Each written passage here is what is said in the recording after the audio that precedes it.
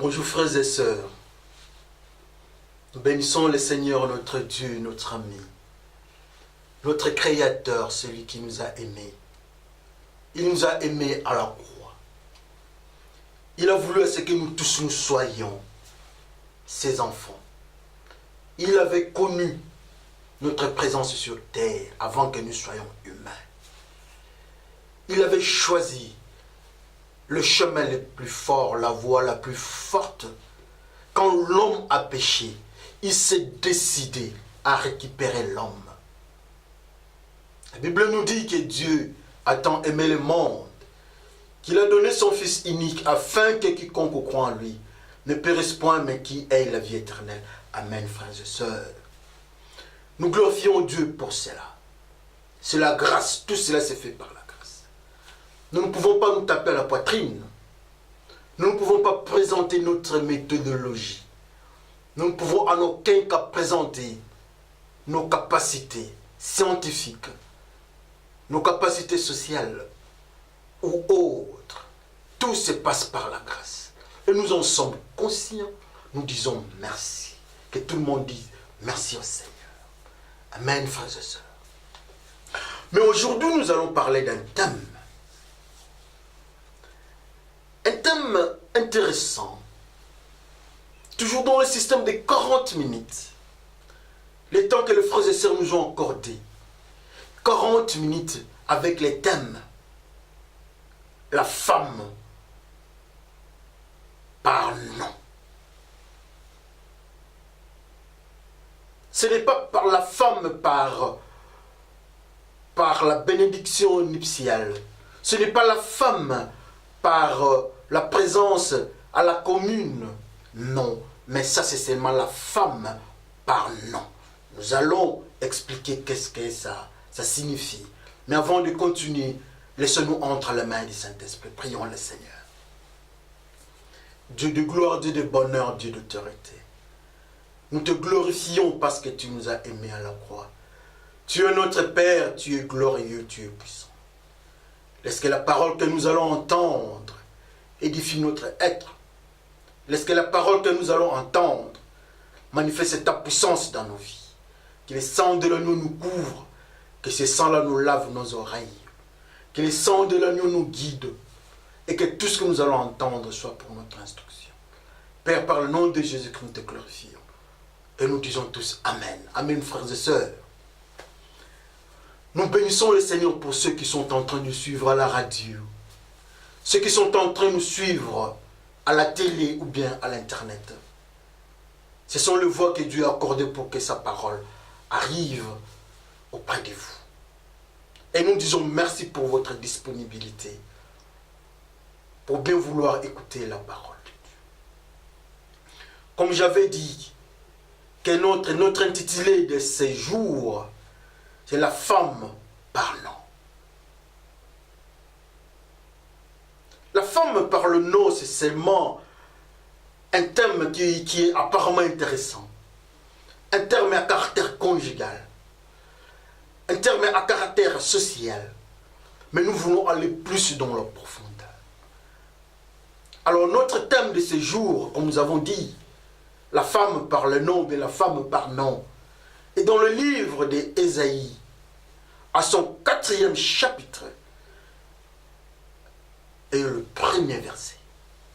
Je disais Ésaïe 4, verset 1er. Les frères vont lire, les sœurs vont lire. Vous allez lire à la maison, nous continuons. Vous connaissez l'histoire. Dieu n'est pas content du comportement des enfants d'Israël, les femmes. Je m'excuse. Dieu n'est pas content de leur comportement, de leur manière de vivre. Alors Dieu se décide de prendre des dimensions. Mais la Bible nous dit que les femmes, c'était une période malheureuse, une période mauvaise, de la rébellion. Là où l'homme refuse d'écouter son Dieu. Les enfants d'Israël que vous êtes, que nous sommes tous, refusent d'écouter le Créateur, refusent d'écouter le mari qui est notre Dieu. Parce que la Bible nous dit que Dieu du ciel est l'époux. Jésus-Christ est l'époux. Et nous qui sommes enfants d'Israël, nous sommes l'épouse. Alléluia. Alors les enfants d'Israël, la Bible nous dit que, alors cette période d'agitation, 7 femmes viendront vers un seul homme. 7. Ils vont venir chercher un homme avec le courage. Ils vont dire, écoutez messieurs, nous savons que nous avons besoin d'un homme. Mais nous venons auprès de vous, auprès de toi. Nous sommes au nombre de 7 comme tu nous vois. Ce que nous demandons, c'est seulement ton nom. Mais notre habillement et notre nourriture, nous allons nous en occuper. Nous en avons et nous gardons ça. Mais toi, seulement le nom, ça va enlever notre propre. Amen, frères et sœurs. Quelle déclaration.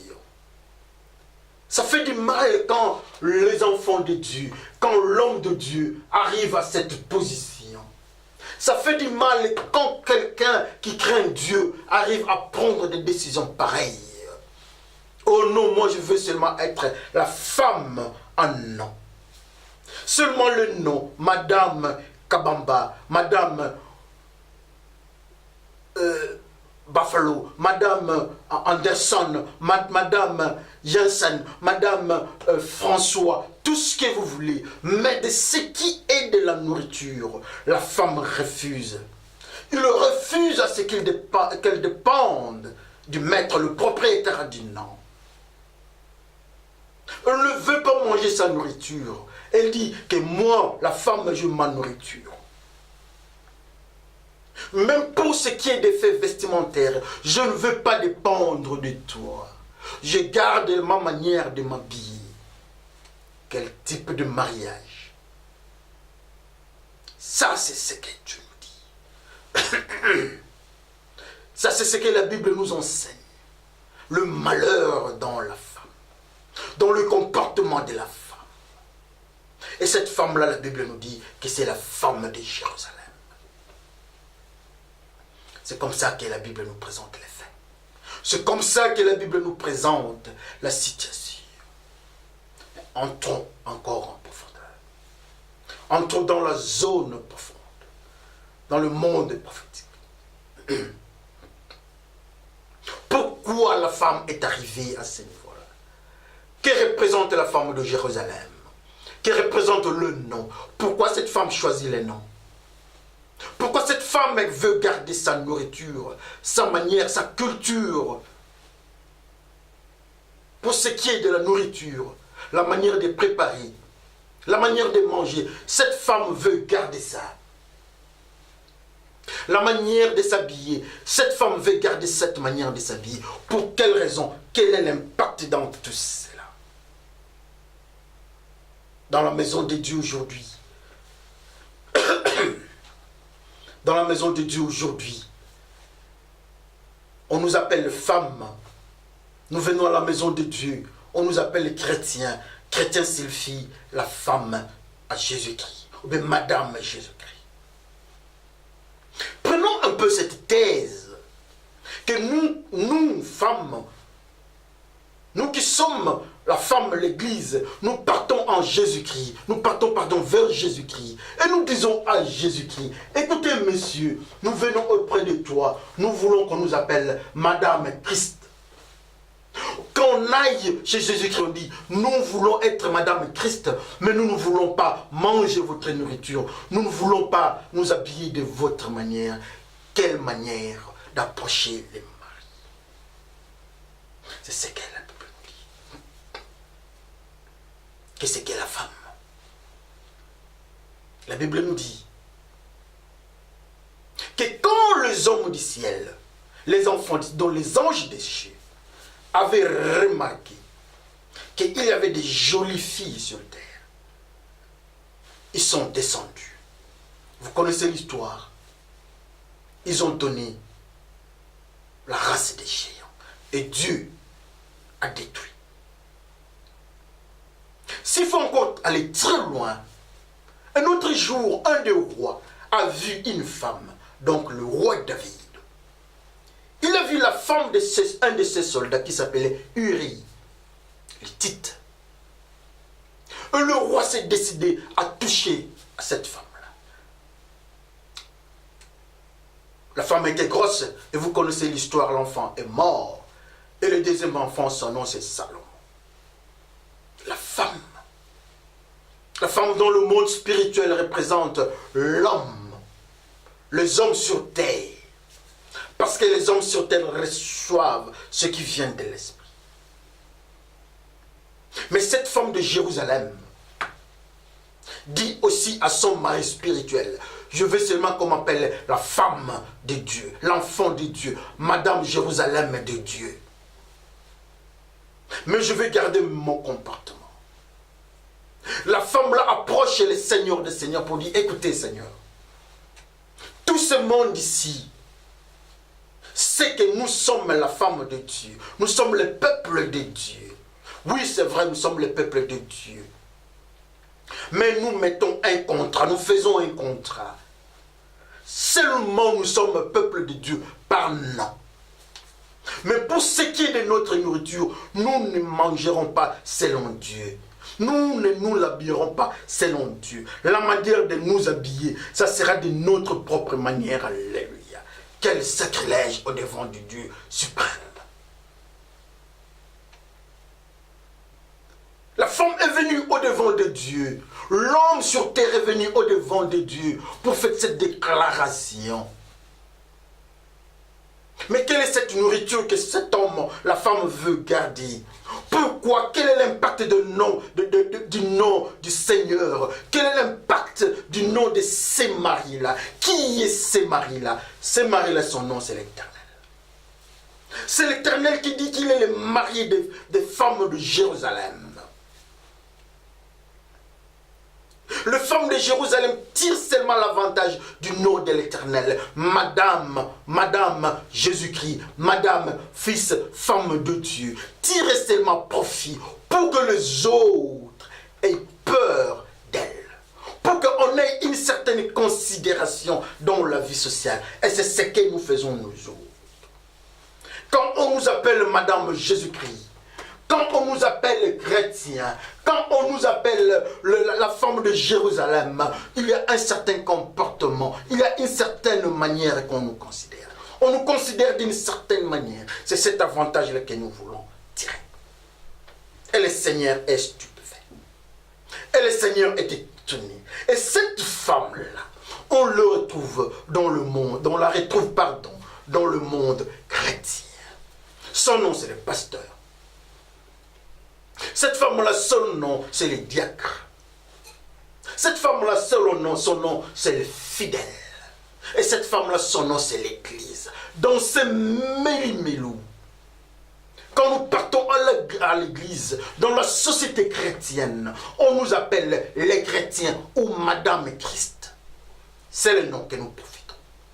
Ça, c'est la femme de Jérusalem. C'est le principe de la femme de Jérusalem que nous avons tous adopté. Alléluia.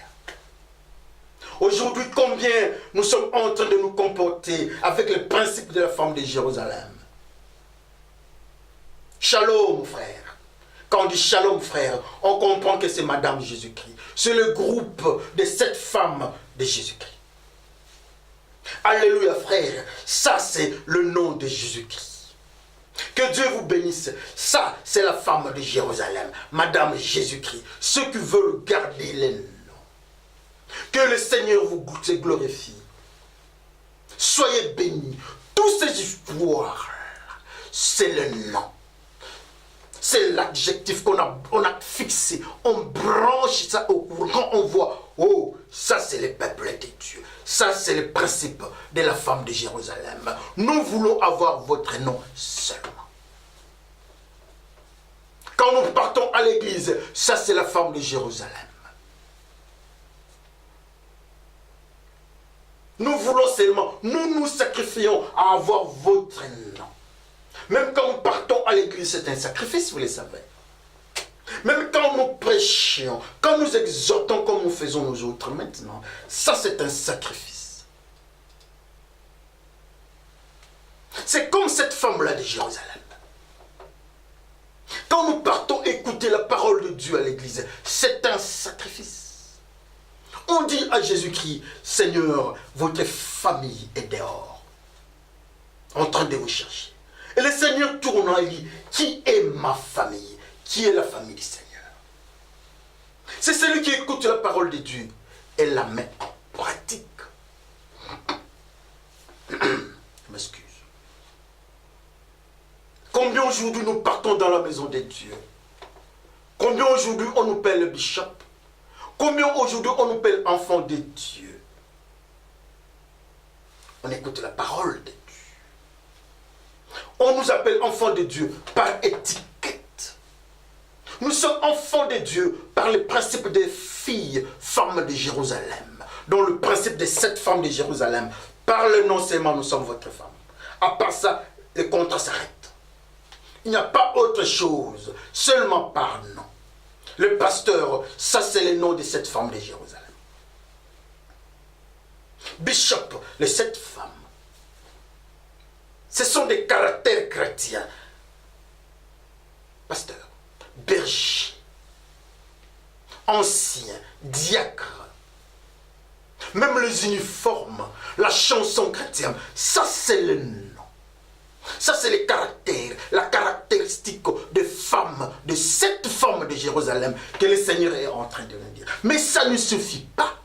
Pour le Seigneur, ça ne suffit pas. Mais pour cette femme-là de Jérusalem, ça suffit là-bas.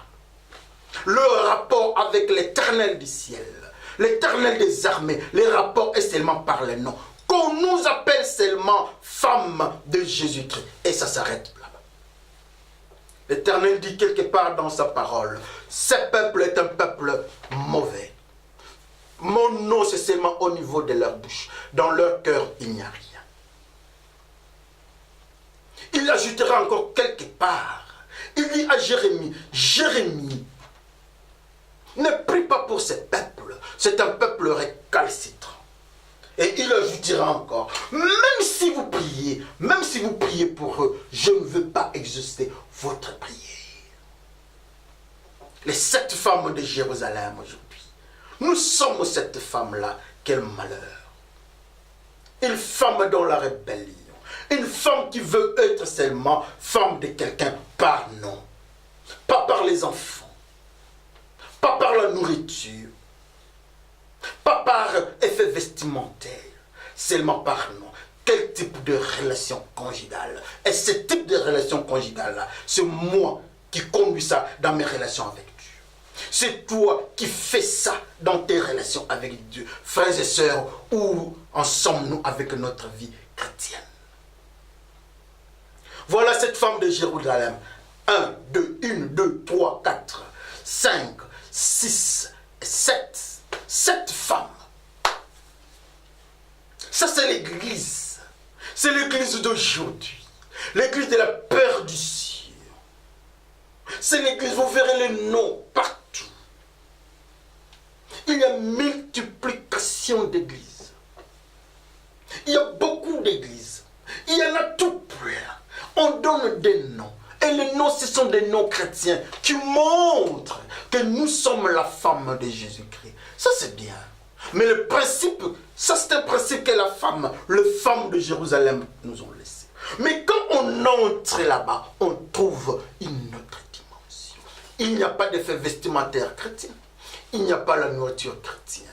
Qu'est-ce qu'est la nourriture chrétienne? Qu'est-ce qu'est l'habillement chrétien? 2 phénomènes que ces femmes ne veulent pas entendre parler. Alléluia. La nourriture chrétienne, la Bible nous dit, même Jésus-Christ lui dit lui-même, que l'homme ne vivra pas seulement de la nourriture que nous voyons. Pas de pain seulement, le pain du monde, mais aussi de la parole de Dieu. Notre vie, nous chrétiens, notre vie, c'est la parole de Dieu. La parole que vous lisez vous rend pur. Même les serviteurs de Dieu dans l'Ancien Testament, quand ils devaient vivre, Dieu est venu avec les mystères de la parole. Il lui a donné le rouleau. Il a mangé le rouleau. La nourriture des enfants de Dieu, c'est la parole de Dieu. Mais les femmes de Jérusalem ne veulent pas toucher à ça. Philippe est parti vers l'Éthiopien. L'Éthiopien était en train de manger une nourriture qu'il ne savait pas préparer. Philippe posera la question à l'Éthiopien. Est-ce que tu comprends ce que tu es en train de lire? L'Éthiopien dit, comment pourrais-je comprendre s'il n'y a pas quelqu'un à mes côtés pour m'expliquer? Le Saint-Esprit viendra nous enseigner toutes choses. Le Saint-Esprit viendra nous parler de la nourriture, de la parole de Dieu. Mais les femmes de Jérusalem disent non au Saint-Esprit. Est-ce que nous sommes en rapport avec le Saint-Esprit? La nourriture de Dieu est donnée par le Saint-Esprit. Le Saint-Esprit est venu enseigner Jean-Baptiste. Celui qui viendra, il y aura un signe. Vous remarquerez le mystère de la colombe se déposer sur lui. Ça, c'est la parole de Dieu que le Saint-Esprit a libérée auprès de Jean-Baptiste. Ne touchez pas à la nourriture. Ne touchez pas à la nourriture impure. Le Saint-Esprit parle à la maman de Jean-Baptiste. C'est la parole de Dieu. C'est la nourriture spirituelle. Oh Marie, n'aie pas peur. Tu es choisie parmi les femmes. Tu es l'heureuse femme. Le Saint-Esprit parle à Marie. C'est la parole de Dieu, c'est la nourriture. Alors toi, tu as quel type de nourriture? Deux types de nourriture. La nourriture des femmes de Jérusalem et la nourriture qui vient de Dieu. La femme de Jérusalem a refusé la nourriture de Dieu. La femme de Jérusalem dit non à Dieu. La nourriture qui donne vie. La femme de Jérusalem dit non. Alors la femme de Jérusalem prend quelle nourriture? Celle qui donne la vie, on dit non. Assurément, on prend la nourriture qui donne la mort. Qu'est-ce qu'est la nourriture qui donne la mort? C'est la culture du monde. C'est la parole dans nos peuples, dans nos langues, dans nos civilisations. Généralement, nos civilisations, nos langues sont contre la parole de la pureté. Mais la femme de Jérusalem, les femmes de Jérusalem choisissent la nourriture de leur culture. Et Dieu n'est pas là dans leur culture. Alléluia. Le malheur est en train d'avancer. Le malheur est en train d'entrer dans nos cœurs. Dans le jour fort, le jour difficile,